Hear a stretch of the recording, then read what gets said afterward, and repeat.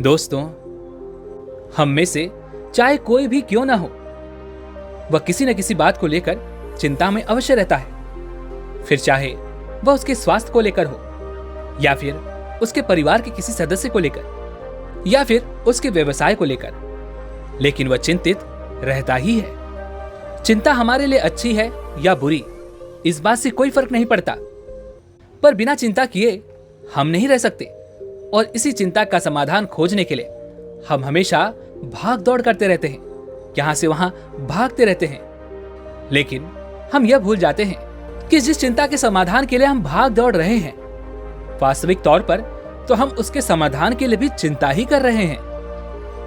और यह चिंता हमारा साथ कभी नहीं छोड़ती।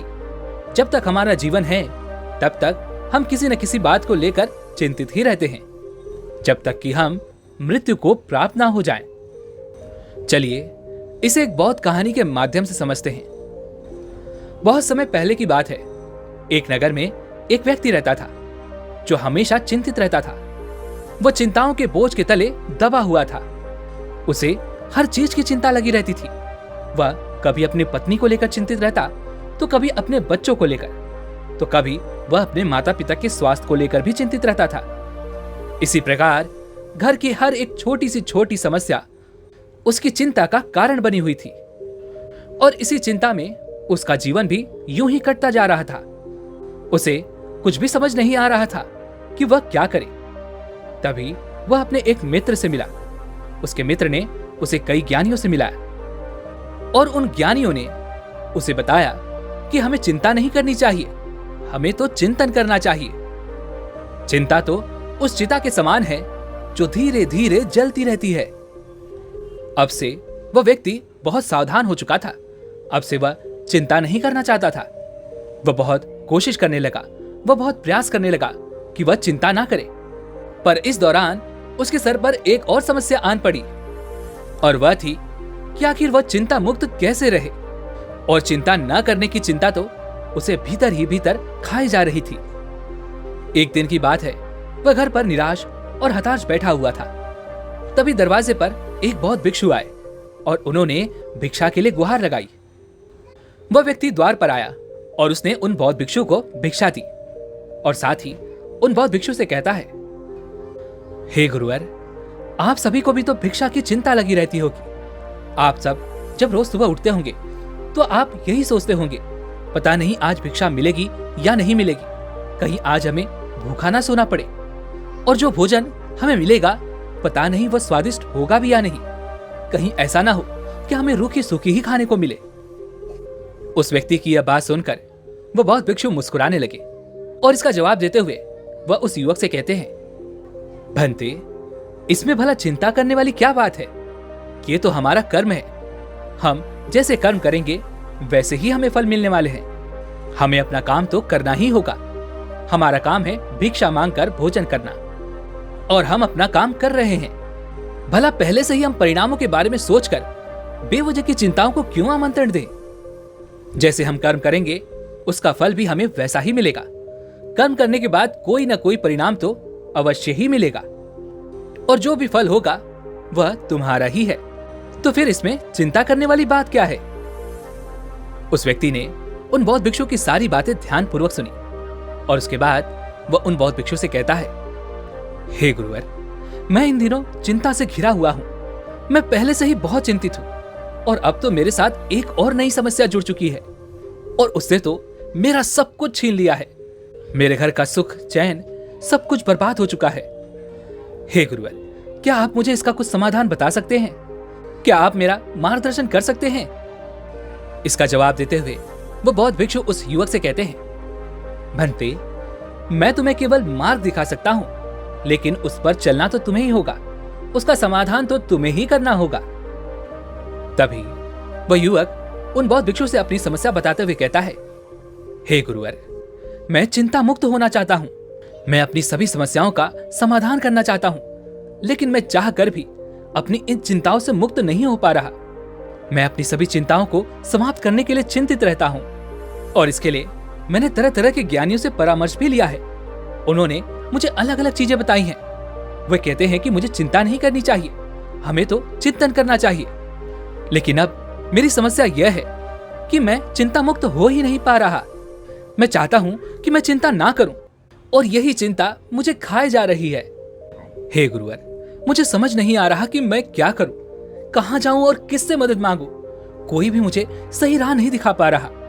क्या आप मुझे सही राह दिखा सकते हैं? क्या आप मुझे यह बता सकते हैं कि मैं भला चिंताओं से मुक्त कैसे हूं? तभी वो बौद्ध भिक्षु उस युवक से कहते हैं, भंते, इसमें कोई बड़ी बात नहीं है, तुम चिंता कर सकते हो। यह सुन वह व्यक्ति थोड़ा सा अचरज में पड़ गया और उन बौद्ध भिक्षु से कहता है, हे गुरुवर, आप इतने ज्ञानी हैं, फिर भी आप ये कैसी बातें कर रहे हैं? आप कह रहे हैं कि मुझे चिंता करनी चाहिए, लेकिन क्यों? तभी वह बौद्ध भिक्षु उस युवक को समझाते हुए कहते हैं, भंते, यदि किसी के माता पिता बीमार हैं, तो क्या वह चिंता नहीं करेगा? वह अवश्य ही चिंता करेगा। यदि उसके परिवार का कोई सदस्य किसी मुसीबत में है, तो क्या उसे चिंता नहीं होगी? हर किसी को चिंता होगी और चिंता होनी भी चाहिए। इसमें कोई बुराई नहीं है। यह सुन वह व्यक्ति उन बौद्ध भिक्षु से कहता है, हे गुरुवर, तो क्या इसका अर्थ यह हुआ कि मैं चिंता कर सकता हूं, इसमें कोई बुराई नहीं? तभी वह बौद्ध भिक्षु उस युवक से कहते हैं, हाँ, तुम अवश्य चिंता कर सकते हो। यदि तुम्हारे घर में समस्याएं हैं, तकलीफें हैं, तो तुम अवश्य ही चिंता कर सकते हो और उसका समाधान भी कर सकते हो। इतना कहकर वो बौद्ध भिक्षु वहां से चले गए। उन बौद्ध भिक्षु के जाने के बाद उस व्यक्ति को मानो बहुत अच्छा महसूस होने लगा। उसे लगने लगा कि मानो उसके शरीर से एक बहुत बड़ा बोझ हट गया हो। उसके शरीर में प्राण एक बार वापस से फिर आ गए हों। अब से उसने इस बात की चिंता छोड़ दी कि उसे चिंता नहीं करनी चाहिए, लेकिन अब वह दिन रात चिंता में ही डूबा रहता था। वह चिंता में बड़बड़ाता रहता, अपने आप को ही कोसता रहता। वह हमेशा अपने आप से बातें करता, अगर ऐसा हो जाएगा तो क्या होगा, अगर वैसा हो जाएगा तो क्या होगा, क्या ये करना सही होगा, क्या वह करना सही होगा, यदि मैंने ये नहीं किया तो फिर क्या होगा, मुझे ऐसा करना चाहिए, मुझे वैसा करना चाहिए। उन बौद्ध भिक्षु के जाने के बाद वह कुछ दिनों तक तो बहुत अच्छा महसूस करता रहा, लेकिन उसके बाद भी उसकी मुसीबतें कम नहीं हुई। उसके सर पर अनेकों समस्याओं का बोझ था, जिस कारण वह हमेशा चिंतित रहता। वह उनसे छुटकारा पाना चाहता था। वह चाहता था कि उसके जीवन में किसी प्रकार की कोई चिंता ना रहे, कोई समस्या ना हो, वह अपना जीवन खुशी खुशी बिता सके। लेकिन देखते ही देखते अब उसकी हालत और भी बदतर होती जा रही थी। उसने अब खाना पीना भी छोड़ दिया था और उसका शरीर दिन ब दिन कमजोर होता जा रहा था। तभी उस युवक को वह बौद्ध भिक्षु याद आए। तभी उसने सोचा कि उन बौद्ध भिक्षु ने तो कहा था कि मैं चिंता कर सकता हूं, इसमें कोई बुरी बात नहीं, लेकिन यदि मैं चिंता करता हूं तो इससे मेरा जीवन और भी बदतर होता जा रहा है। मुझे तो इससे कोई भी लाभ नहीं मिल रहा। क्यों ना मैं उन बौद्ध भिक्षु को एक बार फिर से मिलूं और उनसे अपने सवालों का जवाब लूं। उस युवक ने उन बौद्ध भिक्षु को ढूंढना शुरू किया और करीब 5 दिनों की लगातार यात्रा करने के बाद वह एक नगर में पहुंचा, जहां पर वह बौद्ध भिक्षु प्रवचन दे रहे थे। वह व्यक्ति तुरंत ही उन बौद्ध भिक्षु के पास पहुंचा और उनसे कहने लगा, हे गुरुवर, क्या आप मुझे पहचानते हैं? मैं आपसे कुछ दिनों पहले मिला था। आपने मेरी चिंता न करने की चिंता का समाधान किया था। मैं आपको कई दिनों से ढूंढ रहा हूं और अब जाके आप मुझे मिले हैं। हे गुरुवर, अब तो मेरे सर पर और भी बहुत सारी चिंताएं हैं। मैं सुबह शाम केवल चिंता में ही डूबा रहता हूं। मेरा जीवन भी अब मुझे भारी भारी सा लगने लगा है। खुशियां तो मानो मेरे जीवन से छिन सी गई हैं। हे गुरुवर, मैं चिंता नहीं करना चाहता, लेकिन जैसा कि आपने कहा था कि यदि किसी के घर में कोई समस्या है तो वह चिंता कर सकता है, इसमें कोई बुराई नहीं। लेकिन ऐसा करने से भी मैं अपने जीवन को सुधार नहीं पा रहा, बल्कि मैं इस चिंता के जाल में और भी धंसता चला जा रहा हूं। हे गुरुवर, कृपया करके मुझे कोई मार्ग दिखाएं, मेरा मार्गदर्शन करें। आप ही मुझे बता सकते हैं कि मैं किस प्रकार से अपनी चिंता पर काबू पा सकता हूं। इस पर वह बौद्ध भिक्षु मुस्कुराने लगे और उस युवक से कहते हैं, भंते, मैंने तुम्हें बताया था कि यदि तुम्हारे घर में समस्या है तो तुम उस पर चिंता कर सकते हो, ये कोई बुरी बात नहीं। तो तुमने क्या किया? इसका जवाब देते हुए वह युवक कहता है, हे गुरुवर, जब आप मुझसे यह कहकर गए तो मानो मेरे शरीर से एक बहुत बड़ा बोझ उतर गया और मुझे लगने लगा कि अब मैं चिंता कर सकता हूं, इसमें कोई बुरी बात नहीं। और मैंने अपने घर की सभी समस्याओं के बारे में सोचना शुरू किया और देखते ही देखते मैं इस चिंता के जाल में और फंसता चला गया और इसी प्रकार मेरा पूरा जीवन बद से बदतर होता जा रहा है। मेरे परिवार की हालत और भी खराब होती जा रही है। अब तो स्थिति ऐसी आन पड़ी है कि मैं अपने आप को इस चिंता से बाहर ही नहीं निकाल पा रहा। उस युवक के इतना कहने पर वह बौद्ध भिक्षु समझ चुके थे कि आखिर उस युवक की क्या समस्या है। वह बौद्ध भिक्षु मुस्कुराने लगे और उस युवक को कहते हैं, तुम मेरे साथ चलो। इतना कहकर वह बौद्ध भिक्षु उस युवक को अपने आश्रम ले गए। आश्रम के पीछे एक छोटा सा बगीचा था। वहां पहुंचकर उन बौद्ध भिक्षु ने उस युवक के हाथ में एक छोटा सा पौधा थमा दिया और कहा, इस पौधे को जमीन में लगा दो। उस युवक ने बिल्कुल वैसा ही किया। उसने छोटा सा एक गड्ढा खोदा और उस पौधे को जमीन में लगा दिया। तभी आगे वह बौद्ध भिक्षु उस युवक से कहते हैं, अब इसे थोड़ा सा खाद और पानी भी दे दो। उस युवक ने उन बौद्ध भिक्षु की बात मान ली। उस युवक ने उस छोटे से पौधे को खाद और पानी डाला। उसके बाद वह बौद्ध भिक्षु उस युवक से कहते हैं, भंते, अब मुझे तुम ये बताओ, यह पौधा एक बड़ा वृक्ष बनेगा या नहीं? क्या इस पर मीठे फल लगेंगे या नहीं? इसका जवाब देते हुए वह युवक उन बौद्ध भिक्षु से कहता है, हे गुरुवर, यदि इस पौधे की अच्छी तरह से देखरेख की जाए, इसका ख्याल रखा जाए, हर परिस्थिति में इसका ध्यान दिया जाए, तो यह अवश्य ही एक विशाल वृक्ष का रूप ले सकता है और अवश्य ही आगे चलकर इस पर मीठे फल भी लगेंगे। जो पौधा आपने मुझे दिया है, इस पौधे के बारे में मैं अच्छी तरह से जानता हूं। यह एक मीठे फल का पौधा है, इसलिए इस पर मीठे फल तो अवश्य ही लगेंगे। तभी आगे वो बौद्ध भिक्षु उस युवक से कहते हैं, लेकिन अगर मैं इस पौधे को खाद और पानी ना दूं, तो क्या होगा? यदि मैं इसकी देखरेख ना करूं, इसका ख्याल ना रखूं और केवल इस सोच में डूबा रहूं कि यह पौधा आगे चलकर विशाल वृक्ष का रूप ले पाएगा या नहीं, यह मुझे मीठे फल देगा या नहीं, यदि मैं इसी चिंता में लगा रहूं, तो क्या मेरा यह सपना कभी पूरा हो पाएगा? काफी देर सोच विचार करने के बाद वह युवक उन बौद्ध भिक्षु के इस प्रश्न का जवाब देते हुए कहता है, हे गुरुवर, यदि इस पौधे का ख्याल ना रखा जाए, इसकी देखरेख ना की जाए, इसे समय समय पर खाद और पानी ना दिया जाए, तो यह कहना मुश्किल होगा कि यह विशाल वृक्ष का रूप ले पाएगा और इस पर कभी मीठे फल लग पाएंगे, क्योंकि ऐसा करने से यह तो किस्मत के हाथों में चला जाएगा। हो सकता है कि यह विशाल वृक्ष का रूप ले भी ले और इस पे मीठे फल आने भी लगे, लेकिन वहीं पर एक और परिस्थिति है और वह यह है कि हो सकता है कि यह छोटा सा पौधा परिस्थितियों के सामने संघर्ष करता हुआ हार जाए और टूटकर बिखर जाए। ऐसी स्थिति में ना तो यह कभी विशाल वृक्ष का रूप ले पाएगा और ना ही इस पर कभी फल लग पाएंगे। तभी वह बौद्ध भिक्षु उस युवक से एक और प्रश्न करते हैं और कहते हैं, भंते, तो तुम ही बताओ, मुझे क्या करना चाहिए ताकि यह छोटा सा पौधा आगे चलकर एक विशाल वृक्ष का रूप ले सके और मुझे मीठे फल दे सके? इसके जवाब में वह युवक उन बौद्ध भिक्षु से कहता है, हे गुरुवर, इसके लिए आपको इसकी देखरेख करनी होगी, इसका ख्याल रखना होगा, हर परिस्थितियों में इसे संभालना होगा, समय समय पर इसे खाद और पानी देना होगा, तब जाकर कहीं यह विशाल वृक्ष का रूप लेने में सक्षम हो सकेगा। तभी वह बौद्ध भिक्षु उस युवक से कहते हैं, क्या मैं ऐसा नहीं कर सकता कि मैं केवल बैठकर सोचूं और देखते ही देखते यह पौधा विशाल वृक्ष का रूप ले ले और भविष्य में मुझे बड़े और मीठे फल दे? तभी वह युवक क्रोधित होते हुए उन बौद्ध भिक्षु से कहता है, अरे अरे, ऐसा कैसे हो सकता है? यदि आप इसे खाद पानी नहीं देंगे तो यह छोटा सा पौधा भला कैसे जीवित रह पाएगा? यह तो परिस्थितियों के सामने हार मान लेगा और इसका जीवित रहना भी मुश्किल हो जाएगा। तो फिर यह भविष्य में आपको मीठे और बड़े फल कैसे देगा? तभी वह बौद्ध भिक्षु उस युवक से कहते हैं, तो फिर मुझे क्या करना चाहिए, तुम ही मुझे बताओ। तब वह युवक कहता है, हे गुरुवर, यदि आप चाहते हैं कि यह पौधा एक विशाल वृक्ष का रूप ले और आपको बड़े और मीठे फल दे, तो आपको इसका ख्याल आज से ही रखना शुरू करना पड़ेगा।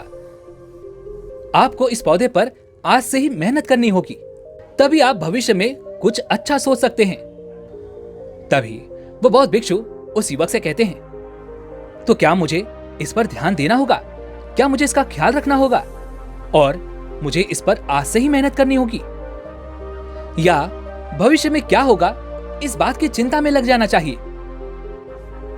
इस पर वह युवक जवाब देते हुए कहता है, हे गुरुवर, यदि आप चाहते हैं कि यह विशाल वृक्ष का रूप ले तो आपको इस पर आज से ही काम करना होगा। भला सोचने और विचारने से क्या होगा? आपके सोचने और चिंता करने से ना तो इसे खाद मिलेगी और ना ही इसे पानी मिल पाएगा और ना ही इसकी देखरेख हो पाएगी। आपके चिंता करने से कुछ नहीं होने वाला। इस छोटे से पौधे का ख्याल तो आपको रखना ही होगा जब तक कि यह खुद सक्षम ना हो जाए। उस युवक की यह बात सुनकर वह बौद्ध भिक्षु मुस्कुराने लगे और उस युवक से कहते हैं, भंते, मैं भी तो तुम्हें यही समझाने का प्रयास कर रहा हूं। आखिर तुम चिंता क्यों करते हो? तुम्हारी चिंता करने से क्या हो जाएगा? यदि तुम्हें कोई समस्या है, कोई चिंता है, तो उसका समाधान तुम्हें आज और अभी करना होगा। उसका समाधान करके ही तुम अपना भविष्य बदल सकते हो, ना कि केवल भविष्य के बारे में यह सोच कर कि मेरा भविष्य कैसा होगा।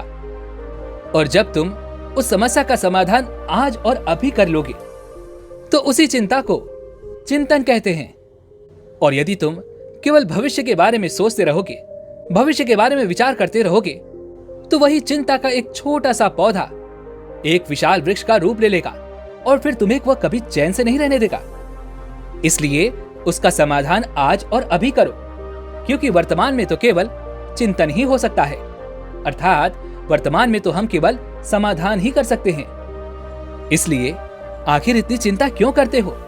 चिंतन करो, वर्तमान स्थिति पर चिंतन करो। तुम जब अपने वर्तमान पर काम करोगे तो तुम्हारा भविष्य अपने आप ही बदल जाएगा। तुम्हारे बैठे रहने से, सोचने विचारने से, चिंता करने से तुम्हारा भविष्य कभी नहीं बदलने वाला, बल्कि तुम्हारा वर्तमान भी खराब हो जाएगा। जो समय आज तुम्हारे हाथों में है वह समय वापस लौटने वाला नहीं है। इसलिए अपना वर्तमान सुधारो, अपने वर्तमान पर काम करो, चिंतन करो। तभी वह व्यक्ति कहता है, हे गुरुवर, आप सत्य कहते हैं कि मुझे अपनी समस्या का समाधान आज और अभी करना चाहिए, लेकिन मैं क्या करूं? मेरे सर पर तरह तरह की समस्याएं हैं, तरह तरह की चिंताएं हैं। मैं उनके बोझ तले दबा जा रहा हूं। तभी वह बौद्ध भिक्षु उस युवक को कहते हैं, भंते, जिसकी चिंता करनी है तुम उसकी चिंता करो, मैं तुम्हें उससे नहीं रोक रहा। मैंने तो पहले ही कहा है, तुम चिंता कर सकते हो और इसमें कोई बुराई नहीं, पर उसका समाधान भी तुम्हें तुरंत, अर्थात इसी वर्तमान में करना होगा। भविष्य के बारे में मत सोचो, बल्कि वर्तमान पे काम करो। वर्तमान में उन समस्याओं का समाधान करो। तुम्हारा भविष्य खुद ब खुद सुधरने लगेगा।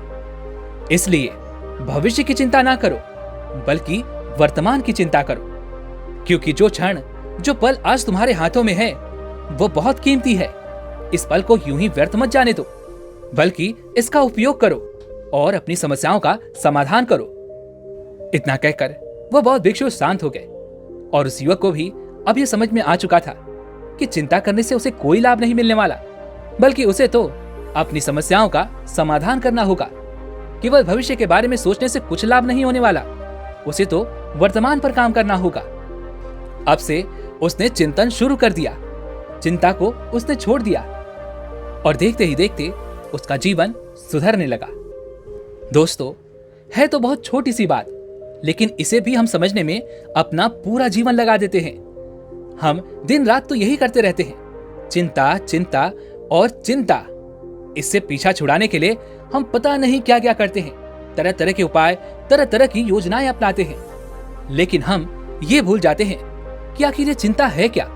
ये चिंता आखिर एक समस्या ही तो है, और इस समस्या को हम यूं ही नहीं छोड़ सकते। हमें इसका समाधान करना ही होगा, क्योंकि जब आप किसी चिंता का बीज अपने मन में बोते हैं तो हम जाने अनजाने उस चिंता को खाद और पानी भी देते रहते हैं, जिस कारण वो चिंता का छोटा सा पौधा एक दिन एक विशाल वृक्ष का रूप ले लेता है और हमें तरह तरह की तकलीफें, तरह तरह की पीड़ाएं देता है। और देखते ही देखते हम उन चिंताओं के बोझ तले दबते चले जाते हैं। लेकिन हम अपनी छोटी छोटी समस्याओं का समाधान नहीं करना चाहते। हम तो उससे भागना चाहते हैं, उनसे पीछा छुड़ाना चाहते हैं। लेकिन हम ये भूल जाते हैं कि जिन समस्याओं से हम पीछा छुड़ा रहे हैं वह समस्या तो हमारे साथ ही है और वह धीरे धीरे बड़ी हो रही है। इसलिए जब तक हम अपने वर्तमान में समस्याओं का समाधान नहीं ढूंढते, चिंता तो हमेशा ही बनी रहेगी। चिंतन वर्तमान से जुड़ता है और भविष्य को एक नया आकार देता है, जबकि चिंता भविष्य में जीती है और वर्तमान को तहस नहस कर देती है।